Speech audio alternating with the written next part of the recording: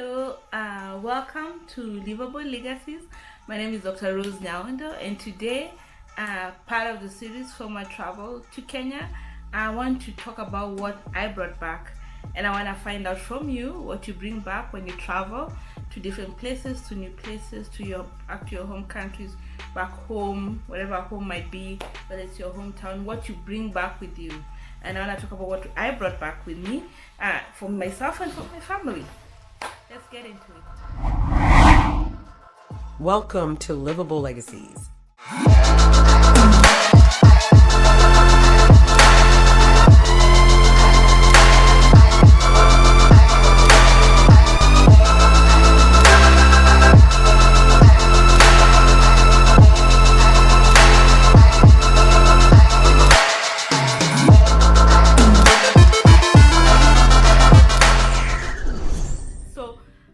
Part of traveling for us is to be able to reset, to be able to calibrate, to be able to learn new things and grow and decide what next, what's forward, and just recalibrate.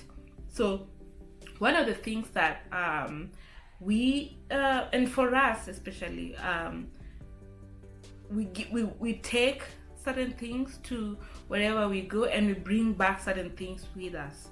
And we always have a ritual. I always have a ritual of returning back with intention. And I write down the things that work, the things that didn't work, that I reflect upon my trip.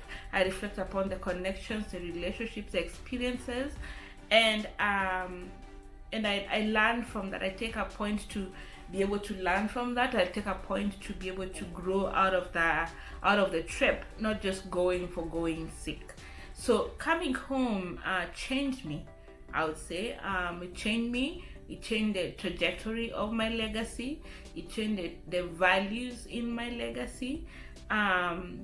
It pulled me to turn with intention and immerse that into my legacy as part of my practice. And the first thing I want to mention, I have 4 things that I want to mention. The first is I didn't just visit, okay? I recovered pieces of myself. Like I said in my previous video, I was able to travel to see my dad, and that was a very grounding moment, I would say. So it wasn't just a vacation. It was sort of homecoming to myself.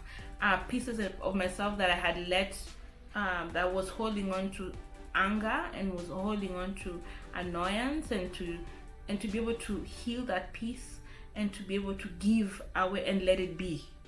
Okay, I remember the legacy work that I'm beginning and that I'm doing, and I recovered pieces of that. Okay, not to be able to reinvent it, or to reinvent the wheel, but to be able to just recover it for myself. So that's part of it, what was very, very grounding for me. The other thing that I found that was part of me recovering pieces of myself is as part of being the first child, firstborn, and the one who is successful, the one who is away, and the one who is missing out on experiences and that kind of thing. Certain things happen at home that you're not even aware. You just send money. You don't even know how they are, and it's like you're giving away pieces of yourself.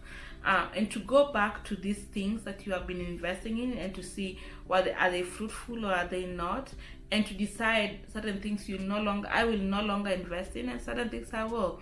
For example, I will no longer be sending money randomly to just, I have this problem, send money. So, no, I will have to be very intentional about the things and causes that I support and what I don't. And it's more valuable for my children to be able to see that there are things that actually make sense and there are things that don't make sense. And that as being part of the successful family that we are, there are certain expectations. Some of those is also we can get respect, or some of those is so that because it's like some sort of black tax, right? And so for my kids to be able to experience this, and for them to be able to know it, name it, point it out, and recognize it, I think was very, very important. So I did recover pieces of myself and put myself together again.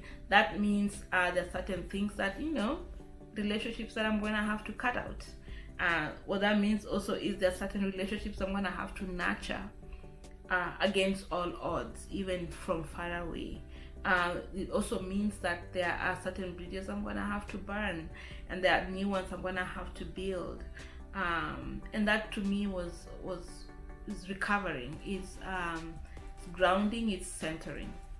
So that's one. Two, the real inheritance was in the rituals.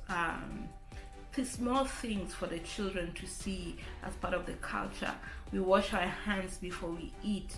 We eat together. We say a prayer before we leave for a trip, or when we come back from a trip. We give thanks. As a mother, as a person who is the youngest, and as a wife, to serve others, just serving the elderly food, for example, and to watch my children watch this, I think was very impactful. And that's the kind of inheritance I want them to bring, is that we are people who take care of our elderly by ourselves. We take time to take care of our elderly. We take time to point to our elderly, and the younger ones are always blessing the older ones. You'll see many pictures where instead of me giving my grandmother some money, or maybe a shopping or that kind of thing, I let my children do it, and put it in their hands, and in return they receive that blessing. That's a ritual, and that's a thing for them to be able to be blessed because of that. And so things like those. So, and I'm thankful that my children are able to inherit this from me as a result of this trip. And the third thing that I want to talk about is that my children came back fluent in belonging. Okay? They saw the value of the cities, the value of being in the village. They saw friends who have become family. They saw they spend time with their cousins. Their cousins literally came out of school. Most of them are in boarding, so they came out of boarding school, and have them spend some time with their cousin. That was impactful. To be able to have them spend time with their family and their cousins, and to be able to do small things, for example, or eat together, or have them support each other. When my daughter was having a project for the give back project for the school, and everybody came together to support that, and she did not walk into those schools alone. She walked in with an army of little cousins also supporting her, and uncles and grandmothers supporting them, and aunties. So that was very, very impactful, and that was very, very so they came back feeling the sense of belonging.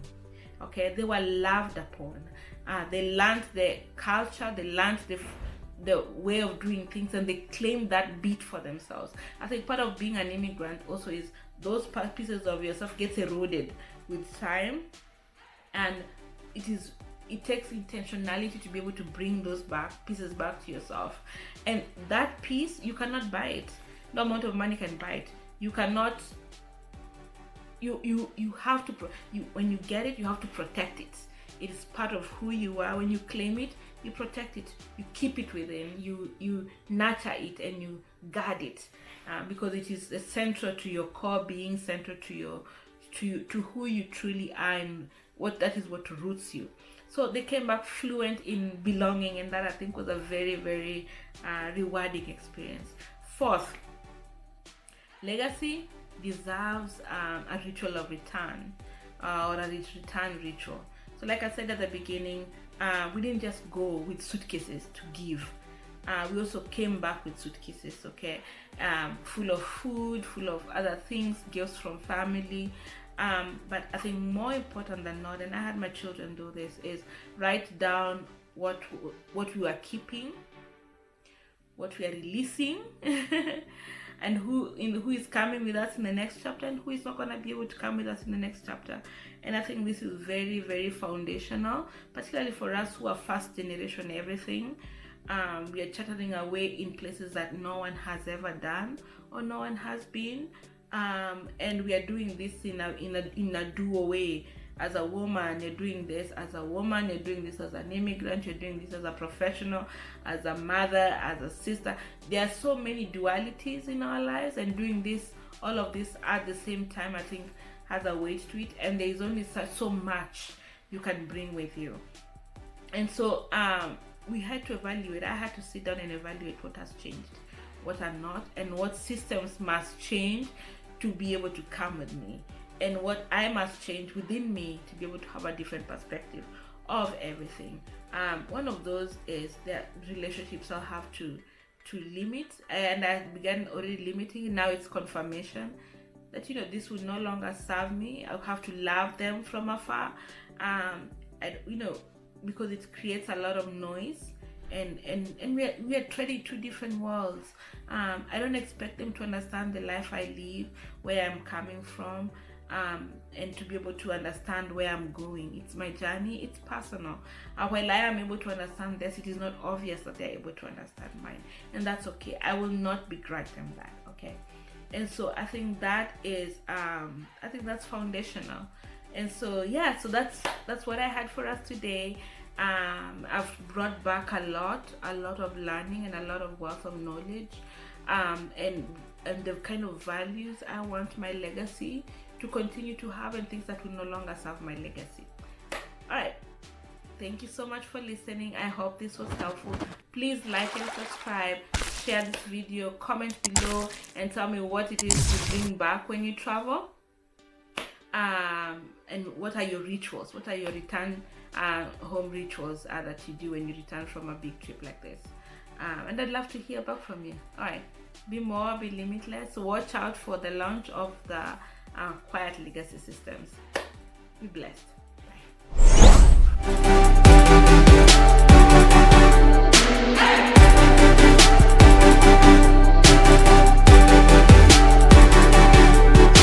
Thanks for watching. Don't forget to hit the like button and subscribe so you never miss out on the latest content.